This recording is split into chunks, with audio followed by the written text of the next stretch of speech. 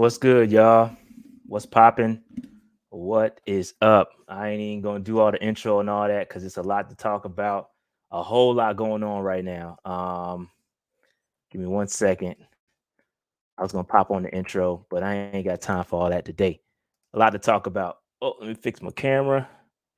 All right, what's good, y'all? So I am waiting for the combine presser to start. I got to be honest with y'all. I don't even know if they're going to play it somewhere. I have no idea. But I know eventually it will get posted. So I'm going to hang out until we can actually live react to the combine presser. There's a lot going on right now. The interviews at the combine have been going on. Malik Willis, everybody, Sam Howell, everybody has had their interviews today. So it's all good. Um, so a couple things with Malik Willis, he is not going to run the 40.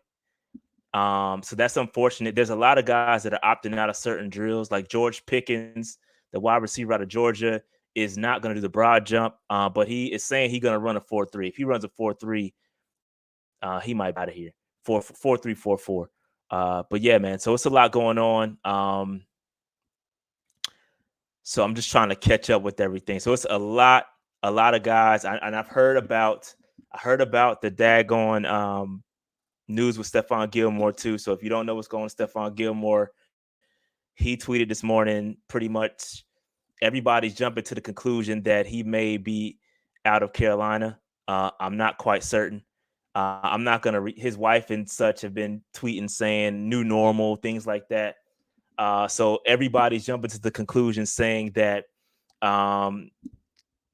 might not be in Carolina, which is unfortunate. So we'll talk about that at a later time. But yeah, it's crazy.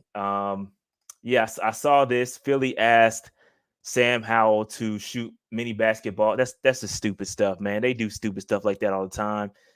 Sam Howell, he said he has no real preference about coming back to Carolina. He says it would be cool, but no preference at all. So yeah, man. So we just waiting again. We just waiting for the combine presser to start. Again, no Matt Rule. Matt Rule will not be talking, which is pretty crazy because all he's done was run his mouth. And I think Tepper was like, "Nah, you got to shut up. This is me talking. This is me talking. All speculation." But Scott Fitterer is the guy we're going to hear from, and I'm curious. Because a lot of teams are meeting with these quarterbacks. Like I know the Broncos have met with some quarterbacks. The Broncos are in need of a quarterback, right? So they are at pick 9. So if you look at the Broncos situation, they have 4 day 2 picks. They have 2 second-round picks and 2 third-round picks. So they could leverage, or we could actually, if they fall in love with the quarterback at this combine, which it happens, right? It happens every year. People keep talking about the quarterback class isn't that great, blah, blah, blah, blah, blah. But all it takes is one team to fall in love with the quarterback. And if it's the Denver Broncos, they fall in love with a particular guy and they don't think they can get that guy at 9 because everybody, listen, we need a quarterback too. So maybe their guy, maybe it's Kenny Pickett, just hypothetically speaking. If they see us at pick 6 and we are given the illusion that we want Kenny Pickett, they could jump. They could call us up and be like, "Yo, fam, we want Kenny Pickett, so can we swap picks?" That's how the negotiation works. So if I'm Scott Fitterer, I'm on the phone with the Broncos GM right now, kind of getting a feel. Hey, are y'all willing to kind of trade? What's good? But if the Broncos are quarterback thirsty, that could be a potential trade partner for the Carolina Panthers, which is an ideal trade partner. In the mock drafts, how many times have I traded back with the Broncos in mock drafts? Like almost every one of them, because they have enough draft capital to kind of work with us. A lot of teams don't have as many draft capital, especially those day 2 picks. They got a lot of day 2 picks. So not a lot of teams have that. You know what I'm saying? So yeah, exactly. The football team, the Commanders The Washington Commanders too. They got, I don't know how much draft capital they have, but just keep an eye on that. These teams, somebody's gonna fall in love with a quarterback, bro. It happens. I don't care. Every year, y'all can talk all the shit you want to about this draft class. All it takes is one team to fall in love with a quarterback, and then the floodgates are open as far as trade back candidates. Now, again, you got to keep an eye on the Jets and Giants because they have picks ahead of us. They also have picks behind us. So if they could also, somebody could jump the Carolina Panthers and talk to the Jets and the Giants to pick a quarterback, and that would kind of kill our situation too. But it could also mean that a good offensive lineman falls to us too, because I think both of those teams are looking for offensive linemen, so or edge rushers, I believe. I'm not sure of all of the Giants and Jets needs, but they could be one of those teams that could take an edge rusher or a offensive line pick. So, can the Carolina Panthers fans get back on side? I don't know, bro. I don't know, man. We are a team that is we don't have any trust in our leadership right now. So the Carolina Panthers fans, we have a little bit of PTSD. We don't know what the hell's going on. So until we see some movement in the right direction, we got to figure out what the hell's going on with the Carolina Panthers. All right. So no, we're not trading up for anybody. The Panthers aren't trading. We don't have the capital to trade up for anybody. We don't have any day two picks. We don't have enough firepower to move up. I like Ekwonu. If he were to fall to us, I would most certainly take him, but absolutely not. Absolutely. There is no scenario where we trade up. Not one scenario where we trade up. It's not happening. We don't have the capital to do it. So again, everybody that's here. I'm waiting for the presser to start. It has not happened yet. I'm just going to keep an eye. If you guys see the presser start, let me know. If you see it start somewhere else, I'm sure the Panthers should be streaming it. I hope they are. That's my anticipation. That's why I'm live, is to kind of catch it as they stream it. If they do not, I will wait until it's posted. At some point, it will be posted somewhere. So I'll just wait and react when it's posted. All right. So Charles Cross, what do we think of Charles Cross at number 6? Too rich for me. I like Cross, but I don't think he fits the mold of what the Panthers want. The Panthers want to run the football. Charles Cross is more of a pass protecting left tackle. He's not a road grader. And I think that's what we need. I think we want like a Penning or a road grader. Ekwonu. Those are the road graders, B. Evan Neal. That's the type of guys we want. Cross he's a little bit more of this is a bad way to see. He's more like a finesse tackle. Like he can take on the pass rushers. Because he's a little bit thinner than the traditional, or not traditional, but the other pass. He's a little bit thinner, so he can handle the speed rushers, which is important, right? I think he'd be a good fit for a heavy pass team, heavy pass team. So I think he may drop a little bit. Love Linderbaum. I take Linderbaum at 6 all day. I take Linderbaum at 6 all day, at any point. But we'll see what happens. Again, we're just waiting for the presser to start. As soon as it starts, I will jump on. Again, if you guys if you see it before I do, please let me know, and I will make it happen. I don't think, if no Gilly, then it's good. I don't know. I'm not. We still have a good cornerback room. J.C. Horn, C.J. Henderson, A.J. Bouye. I think we're still fine. I think we're still good. I think you might want to take one late, but at 6 or later, excuse me, because the cornerback class is deep. So I'm good on that.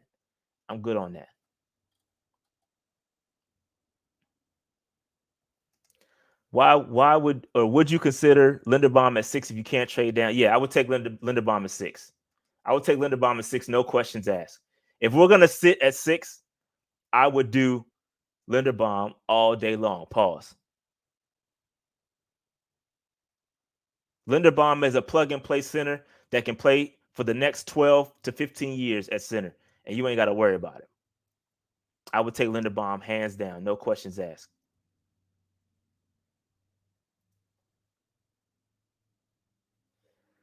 I don't think we'll get a third. Based on what I've seen from the comp picks, I think it's like a fifth. It's like a fifth. And I don't know. Again, I am not. Let me just say this: I am not a. When it comes to those comp picks, nobody knows the real formula, right?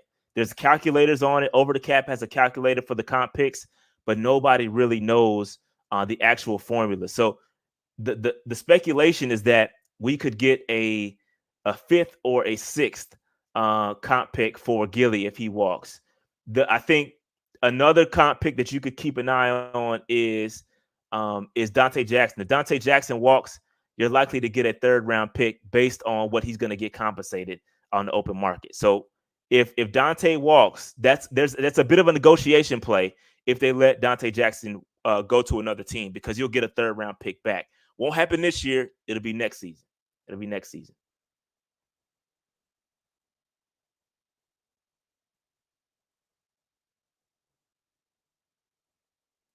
Yeah. Again, I'm all for keeping Gilly, but the reality is that we haven't started freeing up money yet. It's weird. We're waiting, right? We haven't seen. Do we get a comp pick for Reddick? I don't think so. I don't. I thought that you only got comp picks for guys that you drafted. But I'm not.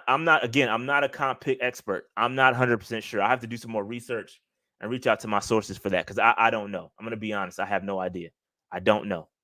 I don't know if Hassan gives us anything. That's the question. I do not know the answer to that. I have no idea. I don't know. And it's based on who you get back. If you sign guys, then it counts towards the formula. It's really weird. It's a really weird comp pick. The comp pick thing is a whole situation. I have no idea. I have no idea.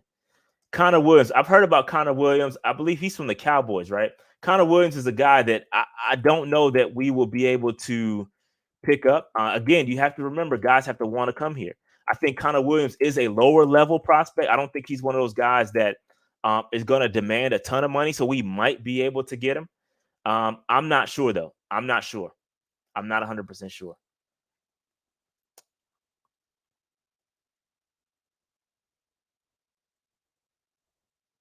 Andrew Norwell that's the type of guy we're talking about that is more realistic. A guy Andrew Norwell was solid with us. He was decent with the Jaguars, but I think he's the type of guy that you could get back on the Carolina Panthers. Now I think you're talking realistically what the Carolina Panthers could do. And I think Norwell is a viable option. I do think that's a good option.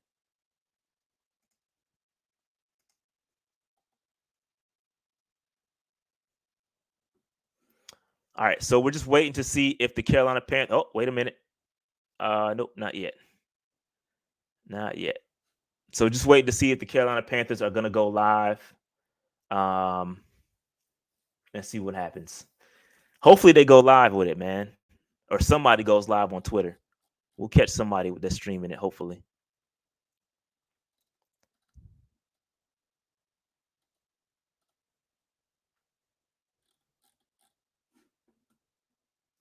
Yeah, dude. I don't know. I'm not a huge. I don't really know much about him. I know he's not one of those high tier guys. But yeah, man, if he's one of those guys, again, that would fit right in the mold of what we used to having anyway. So I wouldn't. It probably makes sense that we go after a guy like Connor Williams. If he's getting drugged, that seems like our type of guy. Honestly, I'm just being real with y'all. Panthers live on YouTube. All right, I'm going there now. I'm going there now. Give me a second. Give me a second. I'm going there now. Give me 2 seconds. All right. Yes. Thank you guys for doing that. And I will share my audio here. They're not live yet, but they're waiting. But just to test out the audio, let me see if we can get another YouTube video up here. Just to test the audio. Let's see, Joe Budden. I'm a Joe Budden podcast fan. Can y'all hear that? Yes, I'm going to play the live stream. Can y'all hear that?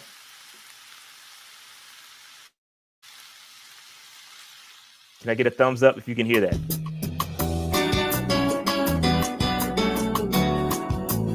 Can I get a thumbs up if y'all can hear that? Okay, great. Thank you. All right. So as soon as it goes live, we will live react to what Scott Fitterer is saying. So I'm just going to hang out here. And again, this is great. This is what we want. We want to be able to live react to what the hell Scott Fitterer. I like Scott Fitterer. I'm a fan. I know he gets drugged by some guys that seems as if he's the puppet for Matt Rule, and Matt Rule is the puppet master. But I feel like, again, Scott Fitterer is only executing what the plan is for Matt Rule. And I think he's done a good job at that. I'm not a fan of the Ian Thomas deal. I got to be honest with y'all. He's not perfect. He's not perfect at all. But so far, I like what I've seen from Scott Fitterer. So we'll see and Scott Fitterer is usually pretty truthful too. He doesn't really spread cap like Matt Rule. That's why I'm glad we get Fitterer instead of Matt Rule. Matt Rule is a cap machine. All I hear is cap coming out his mouth. Pause. So I feel like Fitterer, Suleiman are both good guys. Let's here we go. Here we go. When you're evaluating these quarterbacks, what's the biggest, not this class, just the command that they would have, the ability to learn, how they process. Those are things that would, really bother you as you're going through the process. But you also look about what they can do. Is it correctable? Can you work with them? And so those are the biggest things. But those first three would probably be the biggest turnoffs looking at quarterbacks. Yeah, I'm really excited about both of them. Terrace really took off during OTAs early in the season, and then just kind of, didn't have the production that we thought he might have. He's got all the talent in the world, and I'm really excited about his future. Shy, every day in practice, he made a great catch, did a lot of different things. We just need to have him find a spot on the special teams, whether it's the punt returner, as a gunner. That's how he's going to address consistently, and then he can be that fourth receiver and help us throughout the season. But I'm excited about the future for both. Well, I think we're going through the whole process right now. It's a really important decision for us. Do we go the free agent route? Do we go through the draft? And we're fairly far along in the quarterback evaluation on the college class. We've gone through it from a free agent standpoint. We'll look at all other options that are out there, but that's definitely a priority for us, that as well as the offensive line. O-line, quarterback, priorities. I can't hear the questions either, y'all. I don't know what they say. You know what? We look at it a little bit differently. We think there's some talent in this class. We think there's some guys that can come in and help us. Probably overall, like through the media, that I totally hear that, and I get that, and that's the common consensus. There's probably been stronger quarterback classes, but there are some guys in this class that can play.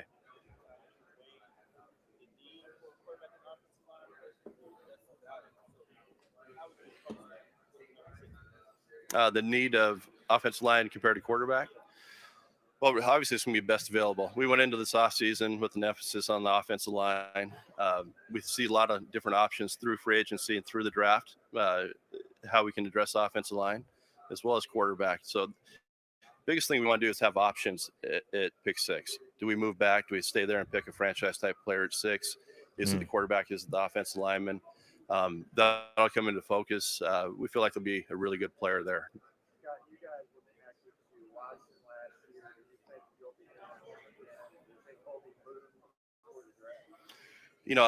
He is under contract with another team, so I can't really say much about that. I'd say any player in general, we always monitor and see what's happening across the landscape.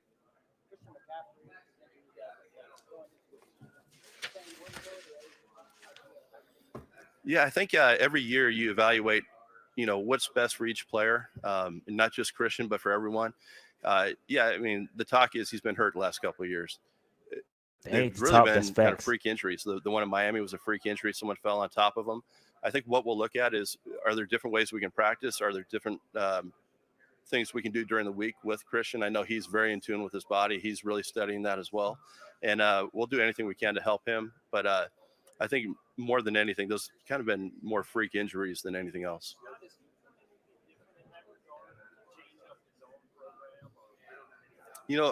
I talked to him when we left, like when the season ended, and really haven't spent a lot of time with him since then. Once they come back in OTAs, I know he was going to go out and examine what's the best process for him. We did talk about different things we could do during the season back in January. But once he gets back and we get into the training aspect of it, that's when we'll kind of pin that down with him.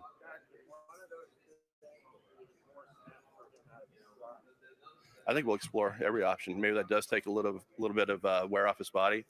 The one thing I know is we're a better team when he does have the ball in his hand.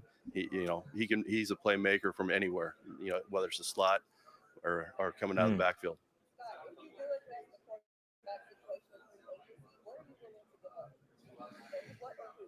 Well, it really depends on each person, like who it is.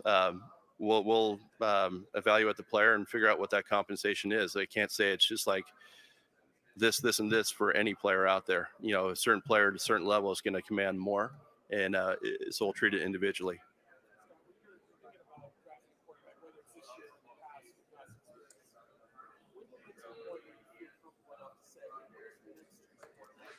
Looks like trading is still an option for a quarterback. We're already doing that. Like, you always want to look a year or two ahead. What does it look like in the future? Because the one thing we want to do is we want to build it the right way, not force something. And so that's the biggest thing. We don't want to make the mistake of, oh, we need this right now. Let's fix this right now. Let's keep the big picture in mind and know what it looks like a year or two out. Interesting.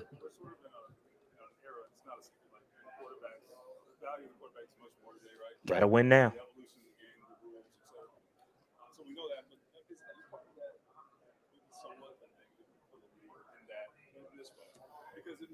Yeah.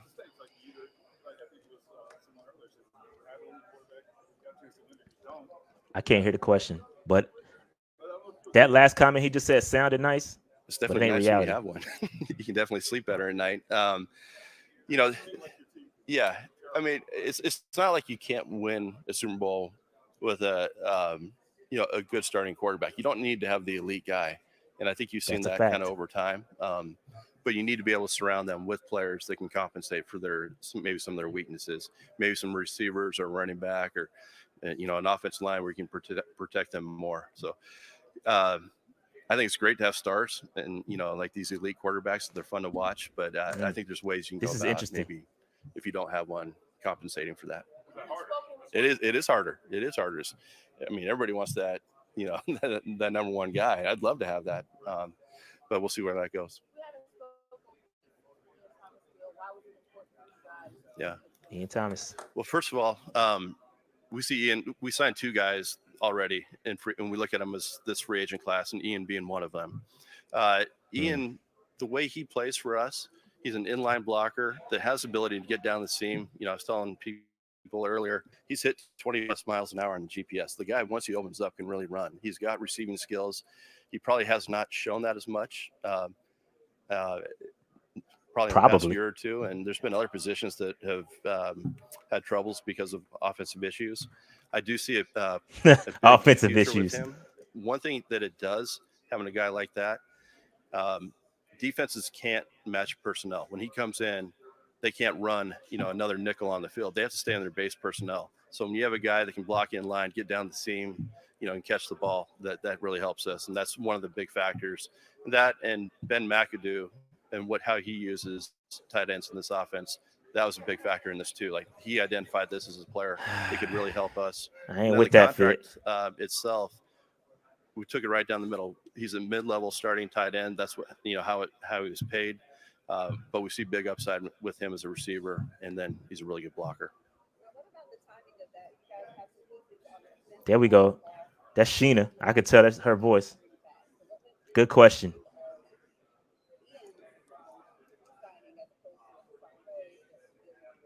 Yeah, well, we know we want to bring those guys back, and the fact that we can get them done, meaning Ian, get him done before free agency, I thought really helped us. That doesn't really take us out of any other issues that we have, as far as signing guys, but those were priorities for us to get our own guys back and reward people that have produced for us. I don't know about that. It'll be interesting. I think he can play, probably 3 or 4 spots on the offensive line. The one thing is, when he went out and played left tackle this year, he did really well for us. Talking to Coach Campen, our new O-line coach, he said, "Wow, I wish this guy would have played more. I wish we would have seen more of him at We've left been tackle." saying us too, Now, bro. if we do go out and get a left tackle, he can easily play left guard, play right guard. There's even been some talk he could play center, but we'll Don't find do a that. spot for him because he's one of our best. Too far. You went too far, Scott. He's a pretty athletic guy, and he's a smart guy, and it's really hard to play 3 or 4 different spots like he did this year as a rookie. I mean, it's hard as a third-year guy, and so I was really impressed with that aspect of it. And then as a left tackle, he's very patient. He's really smart. He's good with his technique, and so I wouldn't say I was surprised, but I was pleased with how he played. Good question. One thing with Cam is when we sat down at Mr. Tepper's house, we always said after the season, when we come close to making a decision, we'd have a discussion and we'd talk person first before we share anything. Ooh, he died. He swam around that one. Draft? Oh yeah, I think we can definitely look at that. Now, if there's a franchise type player that's sitting there and we think this is a cornerstone for us for the next 10 years, much Linderbaum. You don't pass on a really good foundation piece for your team. However, if there's opportunities or the compensation is so much where you just can't pass on it, we'll always go back. We'll look at the other options because there's a lot of good players in this draft that can help us.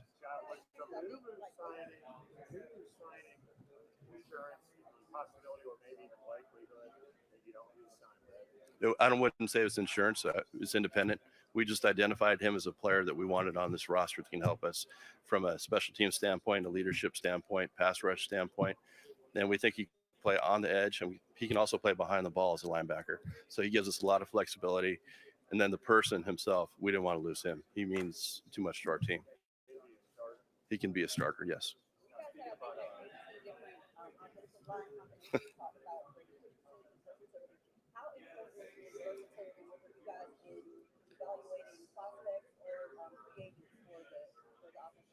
Yeah, I think it's always important to have some guys that can play multiple spots. There's the injuries during the season. If say we go out, we sign a guy, someone like Brady Christensen, and that person gets hurt, Brady can pop out at left tackle. He can go right guard. So versatility is always one of the most important things when we look at offensive linemen.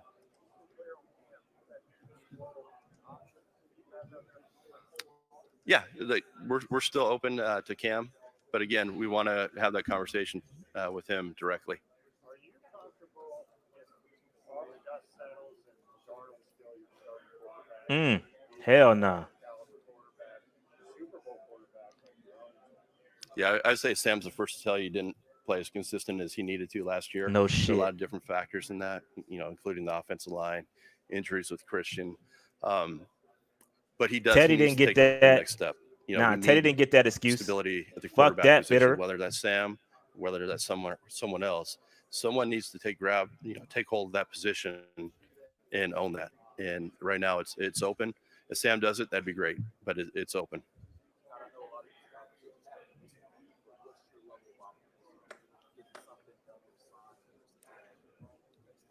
Yeah, I talked to Hassan's guys here.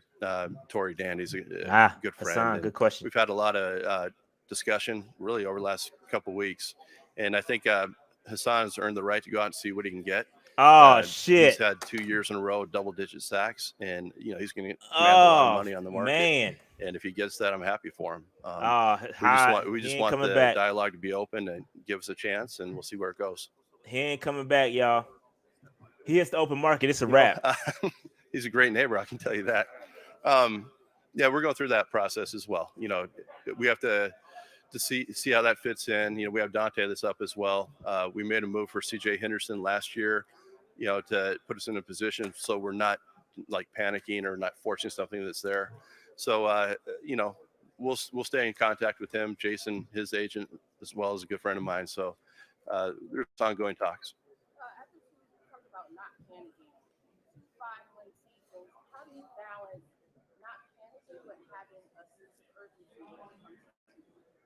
I tell you what, winning can't happen fast enough around here. I think there is urgency, and there's an opportunity this year. And I think as long as we keep making good decisions one after another and keep stacking this and building it the right way, it'll happen.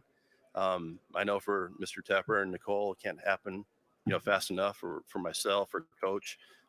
And I get the frustration from the fan base because No, we you need don't. to win. That's our responsibility. We need to put a product on the field that can win, and so that's our emphasis. And love for it to be this year. Oh man, Hassan Reddick is out of here, bro. He is not getting re-signed. Fitterer just said he's How going many to be allowed to starters hit do I open think we market. have? That's a Well, good question. I tell you what, talking to Coach Camp, and I think he's optimistic about guys that we do have on the roster and their development, and guys he thinks he can play. And then we're also going to go outside. We are going to address this in free agency and the draft as well. So we'll get that position settled. That's been an emphasis from day one since the season ended, is getting this offensive line right, and that's what our focus is.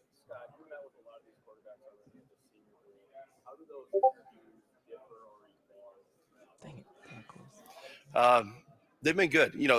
At the Senior Bowl, we can take more time with them, or you can talk to them on the phone, do different conversations. Here, it's a 20-minute snapshot, and how much can you really find out about a quarterback in 20 minutes? You can get a feel for their personality, but to really dig in and get to know them, we're going to go out to their pro day. We'll fly them in. The quarterback position is such a hard position to evaluate, and the character makeup more than any other spot is such a major factor. So we can't spend enough time learning who these guys are. So we're going to do that. Last question.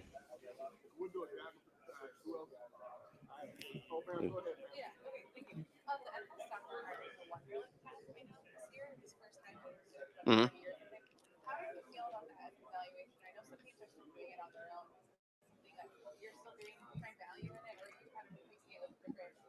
I think, we'll be creative about how we replace that. It's been a comfort factor more than anything. Like, hey, what do you get? Okay. But it really doesn't measure like a person's intelligence and processing and other aspects of learning. So we could actually be better off like digging into the player and finding out how they learn other ways than just the Wonderlic. Yeah. We're exploring that. We have different testing companies that we use, and then also just getting them on the board. How do they learn football? Talking to the people in the building that they have that have coached them. That's the biggest thing. A Wonderlic's just like a number. It's really about how to teach them how they learn who the student is, and that's what we're trying to figure out. All right, thank you guys. All right, guys. All right. Let me kill this. Hey, listen, I got a lot of notes I'm about to go over and dissect all the talking points that Scott Fitterer made. There was some, really good news. And let me just say this, not good news. There was some good news and bad news in this to take away from it. Let me just say this. I want to thank you all for showing up on my live stream. I just want to say this, that we had more viewers on our stream than the actual Carolina Panthers did on their stream. I checked a couple of times, and we were locked in. So I appreciate y'all coming over here to watch me live react to it versus going to the Panthers actual stream. That was dope. All right, so here we go. Let's break some of this stuff down, man. I'm gonna go in order as it came through.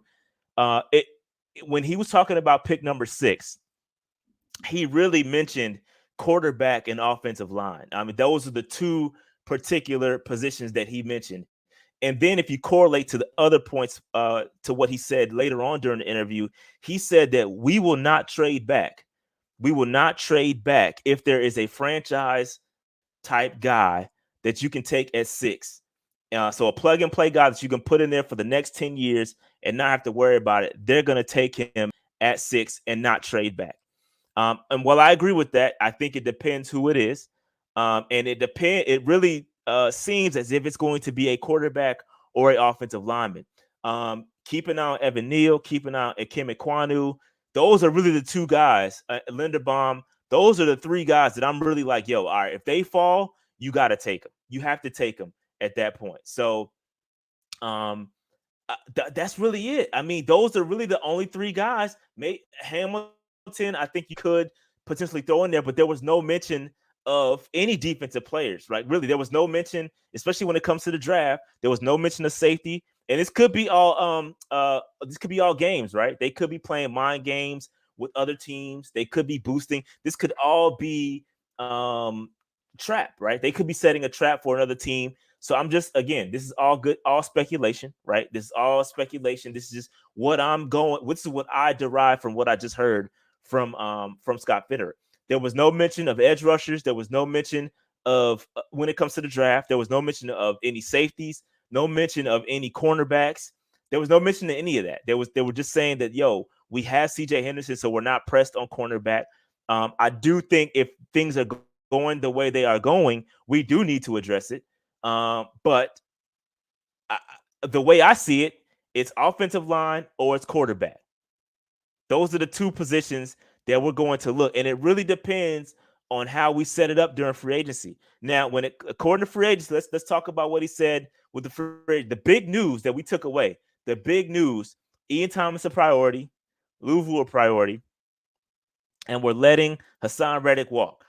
Now, I talked about this during when we signed Frankie Louisville. That to me signaled that they're going to give him more opportunity, right? Put in Frankie Louisville, let Hassan Reddick walk. And that's what we got. We got confirmation of that today, that Hassan Reddick is going to be allowed to test the open market and get a bag, meaning he's not going to be franchise tagged. I don't think we're going to use a franchise tag on anybody this year because even if you look at the Stephon Gilmore's Twitter, he said that he pretty much said without saying that he's going to get the opportunity to play for another team too. That's all speculation, by the way. That's not fact. That's speculation. Again, I don't know. I have more questions than answers after this, right? I have more questions than answers after this. Hassan Reddick is an 11 sack guy. He's had 11 sacks this year, 12 sacks last year. You don't just replace an 11 sack guy like that. It is very difficult. Double-digit sack guys are very difficult to replace. So we're making a calculated decision. Now, I agree. This is a very interesting Seeker. You're spot on. I think you're spot on. They see Frankie Louisville as Hassan on the cheap. You're absolutely 100% right. Will we see that? I don't know. They're putting a lot of marbles. They're putting a lot of faith in Frankie Louisville. Again, he was able to do it in limited work. Will he be able to do that with an expanded role? The only time will tell, right? We don't know the answer to that, but I absolutely agree with you that they see him as a cheaper Hassan Reddick. That's what they're thinking. I don't know. You can't. It's very difficult. Again, very, very difficult to replace a double-digit sack guy. The only guy to do it before Hassan Reddick this year was Julius Peppers, and he was 38 years old in 2017. And Peppers is a Hall of Famer. It's difficult to do it. You can't just replace elite pass rushers. It's very difficult to find them. So we talked about Hassan Reddick. We talked about Ian Thomas. They prioritized Ian Thomas. They said Ian Thomas is a guy that he's capable of showing receiving ability. He just didn't get the opportunity to do so. So I think you're going to see him more involved in the receiving game. Obviously, they see him as an inline blocker. We talked about that already. But I think he was paid, I think, based on being a mid-tier tight end, but he has to show that receiving ability, right? You can't just be an inline blocker and get paid what he got paid. So again, there's a lot of risk, right? There's a lot of risk that we are accepting when it comes to some of these guys. Louisville letting Hassan Reddick walk. That's a calculated risk.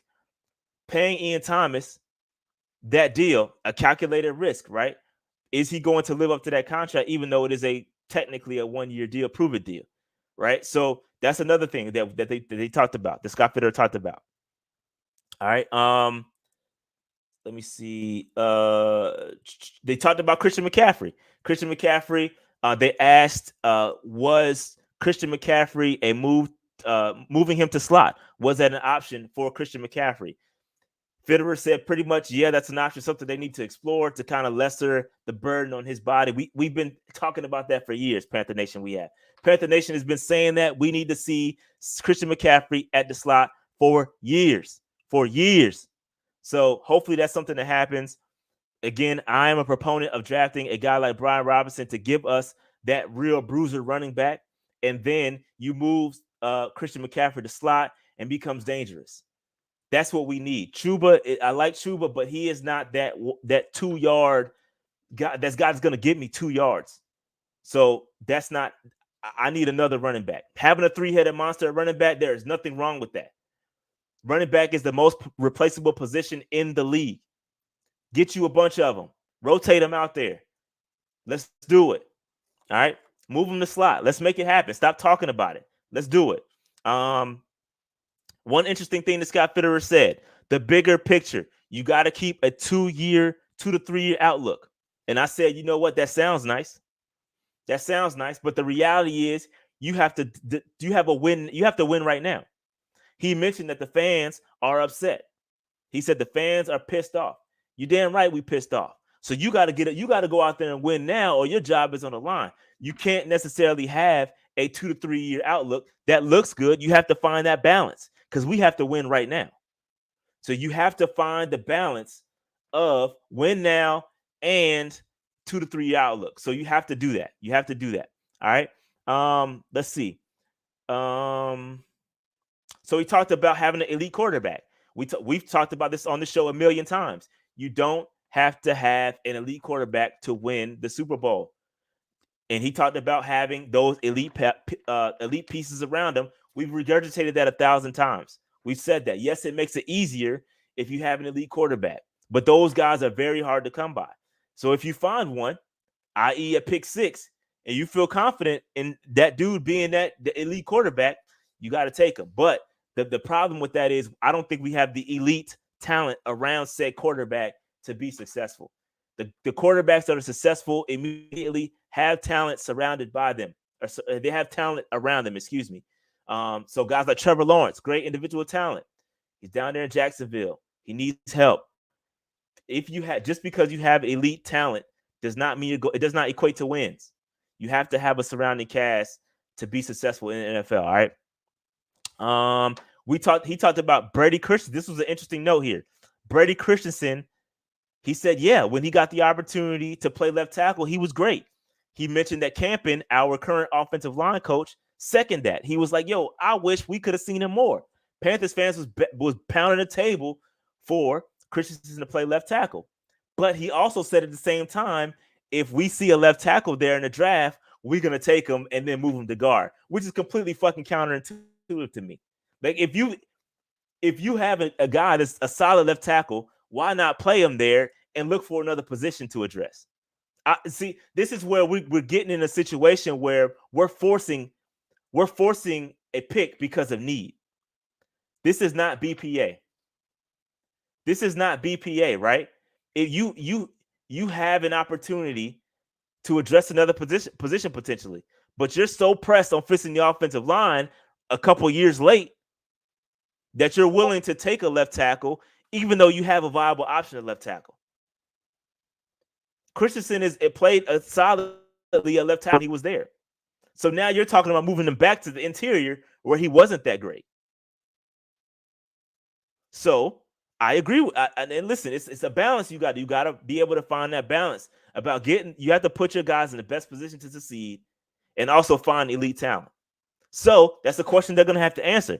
If an Evan Neal or a Kim Ikwandu was sitting right there at pick number 6, do you take them? And then what do you do? Because I think both of those guys can be a great guard. So you have to find where those guys are best. All right? So you have to be able to balance and find and put these guys in the best position to succeed. Putting Brady Christensen anywhere on the line other than left tackle is not putting him in a best position to succeed. That's just a fact. We saw it all last year. He talked about Scott Fitterer even said, oh, he can even play center. No, that's bullshit. You just said when he got the opportunity to play center, he was good. I mean, when he got the opportunity to play left tackle, we want to see more of it. Play left tackle. He's a left tackle. Putting Brady Christensen anywhere else other than left tackle is putting him in a position to fail, not succeed.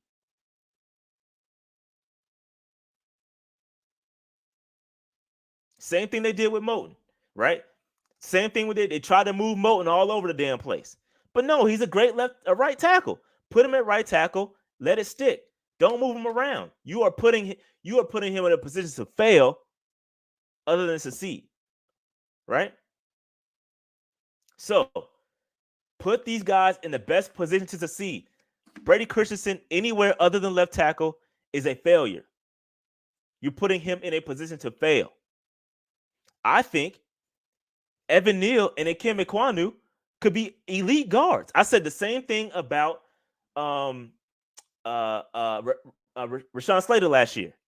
Rashawn Slater, I said he's going to be a great left tackle, and even if he were to fail, he would be an elite guard. That's the same thing, the same way I feel about Ikem Ekwonu and Evan Neal. But because you spent such a high pick on him, you feel the pressure to put him at left tackle. So we'll see what happens, because again, they said if you have a guy that is a franchise guy and you can put him there for the next 10 years, they're going to take him. They're going to take him. All right. So that's the offensive line, Brady Christensen. Cam, they talked about Cam Newton. They said that they're open to bringing Cam back, but they need to have a conversation with him first before they decide to bring him back. So that's something that they need to figure out. They're going to talk to Cam first, and I feel like they're going to explore every other option, and I think Cam Newton will become an option after the draft. After the draft. If they can't land what they want to land, then they're going to talk to Cam Newton. Cam Newton is going to be the final resort when it comes to bringing back Cam. It's not happening. He's going to be the final option. All right. Let's see what else. They talked about Sam Darnold. Is Sam Darnold going to be the guy? Is Sam Darnold going to be the guy? Fitterer said, you know what? He struggled. And it was due to many factors. Offensive line, injury to Christian McCaffrey. You know who didn't get that excuse last year? Teddy Bridgewater. Teddy Bridgewater didn't get that excuse. How is Teddy Bridgewater on a 3-year deal and he gets canned? He gets fucking canned, and you bring a dude that's far worse than him, and this dude gets another opportunity to compete. I believe it's complete bullshit, to be honest with you. That's bullshit. I'm gonna say it. It's complete BS. He comes out. Fitterer says, "Oh, Sam Darnold couldn't be successful because of Christian McCaffrey. He couldn't be successful because of the offensive line. He couldn't be successful because of but he gets an opportunity to compete. He gets an opportunity to come back and compete. Teddy Bridgewater and Sam Darnold were going to make about the same money. I think Teddy was going to make like 20 something, and Sam Darnold's making 18. So now you found some sort of well of patience. Now you found some sort of well of patience to be patient with Sam Darnold, even though he's showing you nothing but trash all year. You keep him around. Where was this patience last year? When you had the opportunity to draft a quarterback last year and be patient and keep a guy on the roster like Teddy Bridgewater to be the backup, you had that opportunity.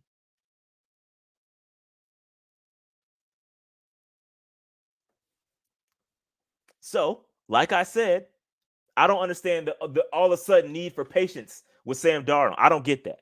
I don't get it. He's not it. He's showing you he ain't it. He ain't it. All right. Oh, and another big piece of news that came back. Another big piece of news is that the trade back. They said they would be willing to trade back if the compensation was right. Only if a franchise guy is not sitting there. If a franchise guy is not sitting there at 6, they will be willing and open to trade back if the compensation is too much to decline. Right? We talked about that. Again, I would love to have multiple day 2 picks. We have 0 right now. We have 0 right now.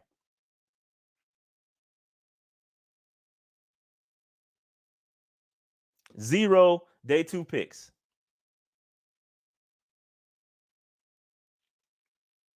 So I would love for us to get some day 2 picks. There's a lot of talent. Even going back to last year, listen to what Fitterer said. There's a wealth of talent to be had in rounds 2 to 3. That same shit applies this year. Same thing applies. Same thing applies.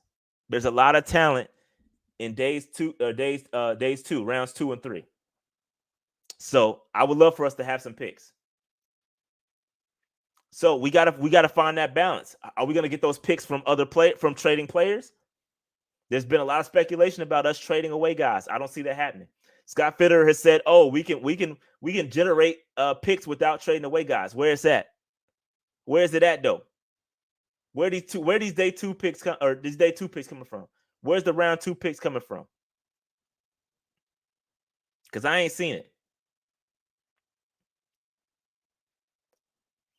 I ain't seen it. Yeah, of course. They're definitely going to hit the free agent market for sure. Again, with the free agent market, don't expect for us to land elite talent. It's not happening, bro. I'm not going to say it's not going to happen. I'm just going to say it's highly unlikely to happen. You're not going to get, everybody keeps saying, oh, go target Brandon Scherf. Go get Brandon Scherf. Good luck. Scherf got to, either we got to overpay him or he going to a winner. He going to the Bengals because you have a choice in free agency.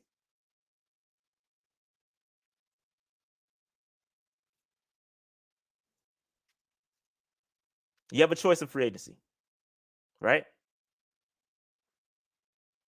So, again, I'm excited about free agency.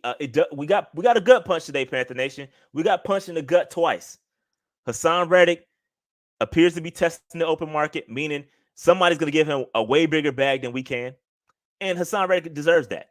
He's had 2 back-to-back 10-plus sack seasons. He deserves that. And that's what Scott Fitterer says. He deserves a bag. And maybe the bag that we were presenting wasn't enough. Maybe we did present a bag to him. And he said, you know what, I'm not going to do that because I'm trying to get paid. So we don't know. We don't know. So we got another gut punch today, this morning, with Stephon Gilmore. Stephon Gilmore, all signs point to him being on another team this year. If you pay attention to his Twitter, you pay attention to his wife's Twitter, there's a speculation going around that he is not going to be with the Carolina Panthers next year either. That is not as big of a gut punch. That's like a light jab because we do have J.C. Horn coming back. We do have C.J. Henderson, who I like. I know a lot of y'all don't like. I still like C.J. Henderson. I still like A.J. Bouye. I still like Keith Taylor. There's guys on this roster that I like. And we still got to figure out what we're going to do with Dante Jackson. So, I think the cornerback room is deep for the draft. There's a lot of good cornerbacks. You can really get a cornerback in the 4th round that's going to be solid. So I like this year's draft class. I'm not afraid to go out there and draft a cornerback in day 3. I think there's going to be some solid talent there. Some guys that can come in and not have to be like a Keith Taylor was last year. You got him late. He's a solid player, but there's not a lot of pressure for him to come in and step in day 1. You know what I'm saying? I think you can get those guys.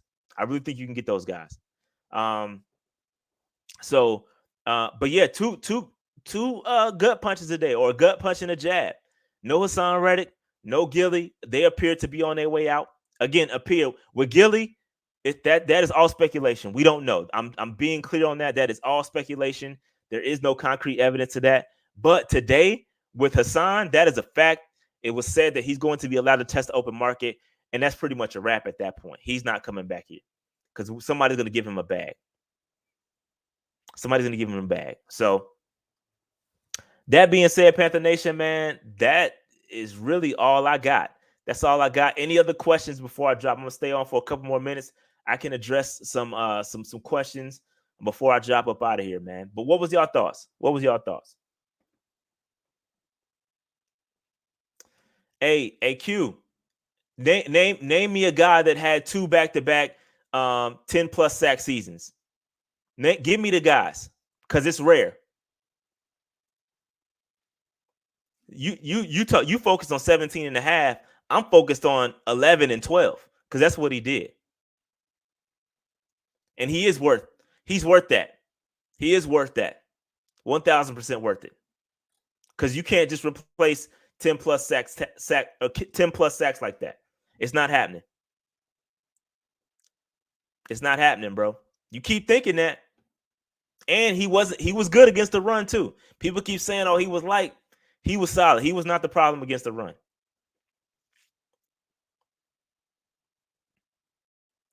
This is true. It's deep, but I think a lot of them are going to go early. A lot of them are going to go. I think there's going to be a lot of the top tier edge rusher talent is going to be gone between round 1 and round 2. So you're going to be left with a lot of projects in 3. It's mostly rotational guys. It is deep, but I don't think you're going to get the type of guy you're looking for in round 2 or round 3 and 4.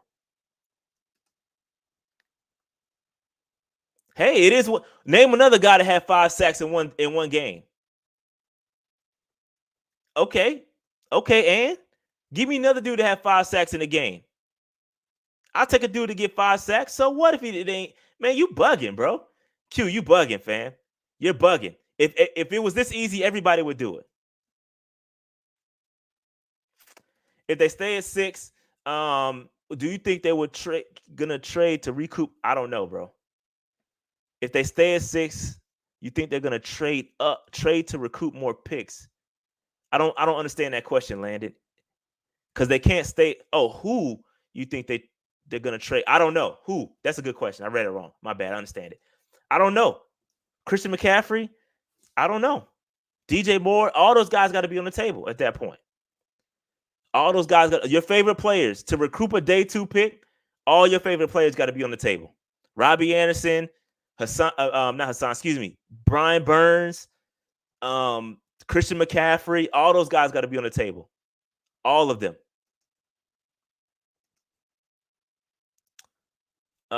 If Gilmore leaves, no, I don't think so. I don't think he's a priority if Jackson leaves. No. If Gilmore leaves, I don't think signing Dante Jackson is a priority. Hell no. No, I don't think so. I love Cam Thomas, by the way. Love Cam Thomas. Do I think they're setting the team up to fail? Does Tepper want to tank? Nah, I don't think so. I don't think so at all.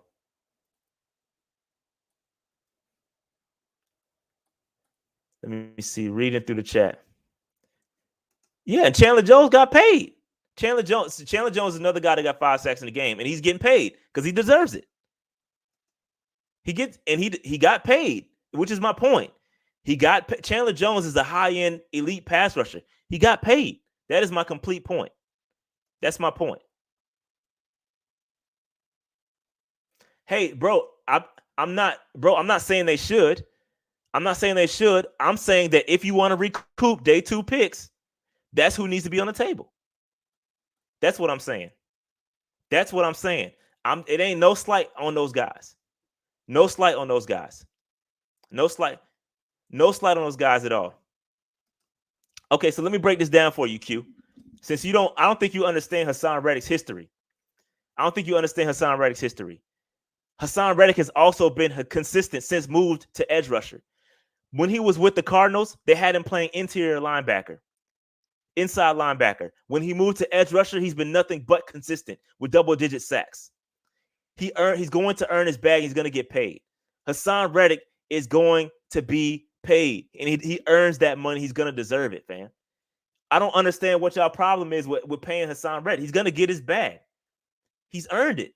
I don't understand. I don't get that. Prior to that, he wasn't doing shit because he was playing out of position. The Cardinals were using him wrong. When he got moved to edge rusher, he was a baller. It's been balling ever since.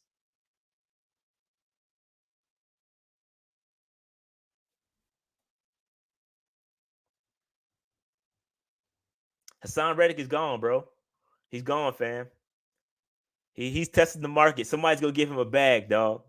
He's going to give it a bag, man. He's going to get a bag. Listen, I don't know. I still got a lot of questions. I got a lot of questions with the squad, man. A lot of questions. Those day 2 picks are so important. We don't have any of them. How are we going to get picks? How are we going to generate those picks? How are we going to generate those picks? So all those guys, again, like I said, I'm not saying they should go, but I'm saying if you want those picks, DJ Moore, Brian Burns, there's a lot of guys need to be on the table, bro. A lot of guys, and I didn't say it. Scott Fitterer said it. He said he's the one that's going to generate day 2 picks without trading back in the draft. He said that.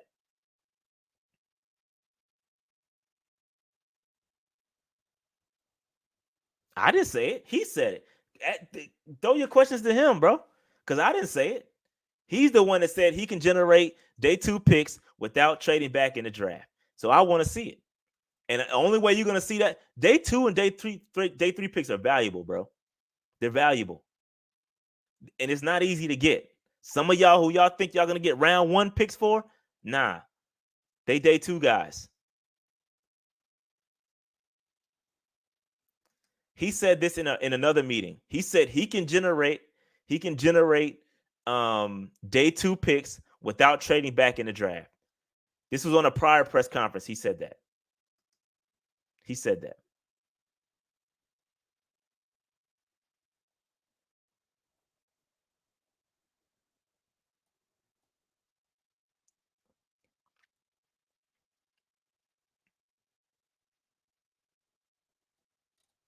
All right. Any other questions before I get up out of here? Can't give up DJ Moore. Hey, listen. Yeah. I mean, I don't know, bro. I don't know, man. It's a lot of questions. I got a lot of questions, man. But prioritizing Ian Thomas and prioritizing. I love Frankie Louvu. So I like that pickup. And again, I agree. It was said earlier that they're going to look at him to reproduce that Hassan Reddick production. Good luck. 10 sacks ain't easy, bro. 10 plus sacks don't come very often, bro. That is rare.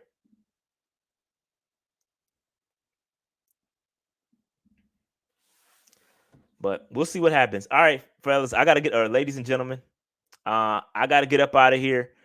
This was fun. Good chat. We'll see what happens. The combine starts tomorrow. I'll be doing some live streaming tomorrow, starting at 4:00. I'll be back on this thing, and we'll make it happen.